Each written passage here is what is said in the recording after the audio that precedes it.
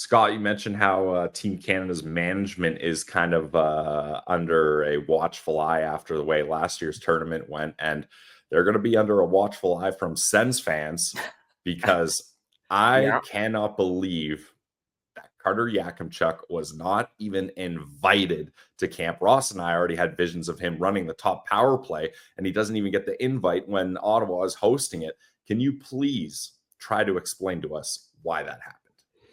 I think with Hockey Canada, it often comes down to if there's one question mark about a player, one thing that they can't quite wrap their head around, that can, I think with them, take on a life of its own. They want guys, especially on the blue line, that they don't have to have a worry about.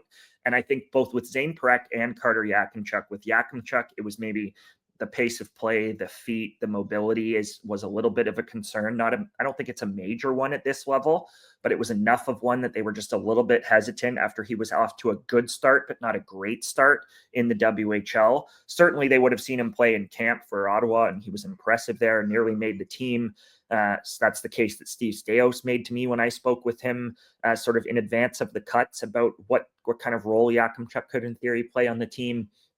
And then with Perek, it was sort of decision making. He's gotten into some suspension trouble. I think they were worried about Perek taking a bad penalty in a big moment, which has burned Canada repeatedly over the years at this tournament, especially with IHF rules. They call the playbook, right? So, or the rule book, if you will. So I think there was just a little bit of a hiccup there with them with that. Now, in saying that, I think both of those kids should have been at the very least at camp and given an opportunity. Obviously, Zane wasn't originally invited to camp and then was sort of the second to last invite after Harrison Brunicky, who was expected to be on the team, went down with a broken wrist and wasn't able to play. But Yakim, I mean, I wrote it in my notebook, but watching Cam Allen struggle at camp the way he did, I thought Cam Allen was completely drowning in camp. In selection camp, and looked like he was in way over his head and like he didn't belong at that level. And I said in the notebook after selection camp, but it was like, how can you watch Cam Allen look like this at this level and think Carter Yakimchuk couldn't have been here and Carter Yakimchuk would have looked like this? Like he just wouldn't have. He's a better player. Forget the feet. He's a better player. He could have been an impact guy for this team. And if they struggle on the power play in this tournament, that's going to be the talking point, is some of the talent that they left at home. They elected for a very traditional top six, bottom six forward group as well at this year's tournament, leaving players like Beckett Seneca, one of the most talented young prospects on the planet, at home, obviously. But even Matthew Wood, who was a part of last year's team, high skill guy, who's a point per game player the last 3 seasons in college hockey. Like there were other forwards as well that they just couldn't get comfortable with. And if the power play in particular struggles, they've got guys like Tanner Howe and Jet Luchenko, guys who aren't typical power play players at a tournament of this level. They've got those guys featured on their power play at the moment. Tanner Molendyk and Matthew Schaefer are very good power play quarterbacks in their own right in the WHL and the OHL, but I don't think anybody would argue that those are better power play options than Zane Perek or Carter Yakimchuk, for example. So that's the big thing for me. You look at the power play that the U.S.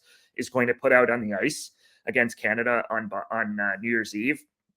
It's going to have James Haggins, Zeev Boyum, Ryan Leonard, Gabe Perreault.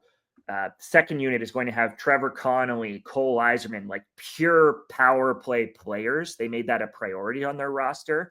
And if Canada's power play goes out against USA on New Year's Eve in what is the biggest game of the group play, and they struggle, and I think that's possible that Trey Augustine shuts the door on them, then you're going to have questions going into the quarterfinals about some of the personnel decisions that they made. So Canada still has an excellent roster. I do think people read into it a little bit too much at times.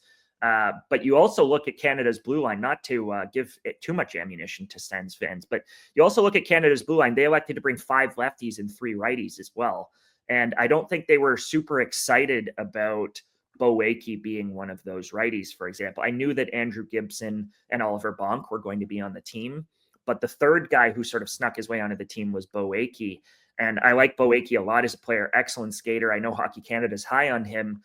But to bring 5 lefties when you're bringing 8D and to not bring a 4th righty is another thing that I think deserves at least some question marks heading into the tournament.